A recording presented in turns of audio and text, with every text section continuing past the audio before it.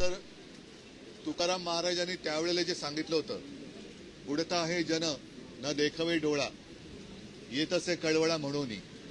अर्थात तुकाराम महाराज हे संत होते, मोठे होते.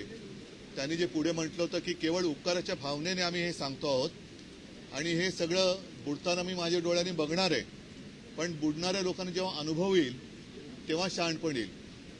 आम्ही जे काय बोलतो आहोत ते जनतेच्या हितासाठी बोलतो आहोत. एकूणच आजची जी बातमी आलेली आहे ती मन विषण्ण करणारी आहे. गुजरात महाराष्ट्राच्या पुढे जातोय.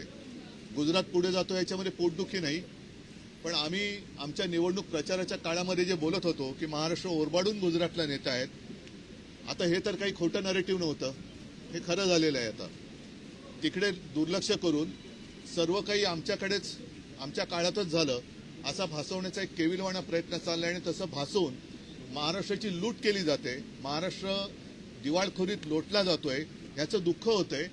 पण येत्या 2-3 महिन्यामध्ये महाराष्ट्रातली जनता यांना जागा दाखवेल. आज अर्थसंकल्प आहे.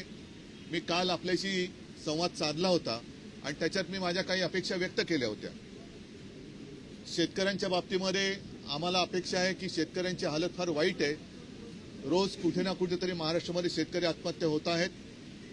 डबल इंजिन सरकार, ह्यांना आता आणखीन इंजिनं जोडली जात आहेत. डब्यांचा पत्ता नाहीये, पण भरपूर इंजिनांचं हे सरकार आहे. तर मोदी सरकारची किंवा आता एनडीए सरकारची मदत घेऊन राज्यातील शेतकऱ्यांना तत्काळ कर्जमुक्त करावं ही आमची जाहीर मागणी आहे. त्याचप्रमाणे एकूणच शेतकऱ्यांवरती जे काय आभाळ कोसळले, आत्ता पाऊस कुठेतरी सुरू होतोय, तर शेतकऱ्यांना सुद्धा केंद्राची मदत घेऊन वीज बिल सुद्धा माफ करावं अशी आमची मागणी आहे आणि अपेक्षा आहे. त्याचप्रमाणे मी काल बोललो की लाडकी बहीण, लाडकी लेक ही योजना जर तुम्ही आणत असाल तर आम्ही तिचं स्वागत करतो.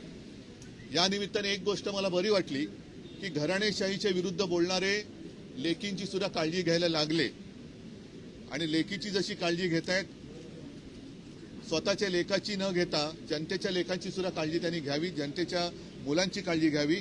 महिला आणि पुरुषांमध्ये भेदभाव न करता लाडकी लेक जसं तुम्ही आणताय, लाडकी बहीण जसं तुम्ही आणताय, तसंच लाडका भाऊ किंवा लाडका मुलगा, लाडका पुत्र ही सुद्धा एक योजना त्यांनी आणावी अशी आमची मागणी आहे. याचं कारण असं की निवडणुकीच्या तोंडावरती हा गाजर प्रकल्प आहे, गाजर संकल्प आहे. गाजरं दाखवा आणि लोकांना फसवून आपलं इप्सित जे काही साध्य करून द्या, तेवढ्या पुरतं हे मर्यादित राहता कामा नये. याची तरतूद कशी होणार, काय कशी होणार याच्यावरती नंतर चर्चा होईलच.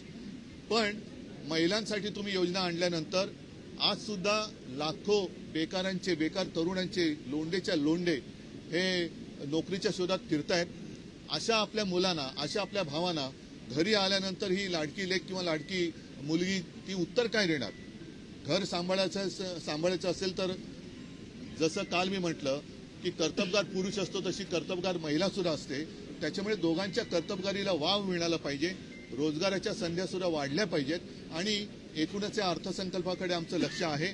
अर्थसंकल्प सादर झाल्यानंतर मी आपल्या लोकसभा निवडणुकीच्या आधी जेव्हा अर्थसंकल्प सादर केला गेला होता तेव्हा असंच बोललो होतो की कॉन्ट्रॅक्टर जोमात आणि शेतकरी कोमात. आज सुद्धा माझी हीच मागणी आहे की कॉन्ट्रॅक्टरसाठी काहीतरी कामं काढू नका, कॉन्ट्रॅक्टरची धन व्हावी आणि त्यांच्या माध्यमातून पुन्हा यांना काही मिळावं. म्हणून ज्या गोष्टींची आत्ता आवश्यकता नसेल तर ती कामं थोडी पुढे ढकलून पहिली जी गरज आहे त्या गरजेनुसार हा अर्थसंकल्प असला पाहिजे. नुसती मोठमोठी रस्त्यांची कामं काढू नका, मोठमोठ्या कॉन्ट्रॅक्टरसाठी ही कामं तुम्ही काढू नका की जेणेकरून पुन्हा एकदा राज्याला तुम्ही कर्जबाजारी कराल आणि तुमचं इप्सित साध्य कराल. तर असं काही आम्ही होऊ देणार नाही. अजूनही अर्थसंकल्प सादर व्हायचा आहे, तो झाल्यानंतर विस्ताराने मला काय बोलायचं ते मी बोलेन.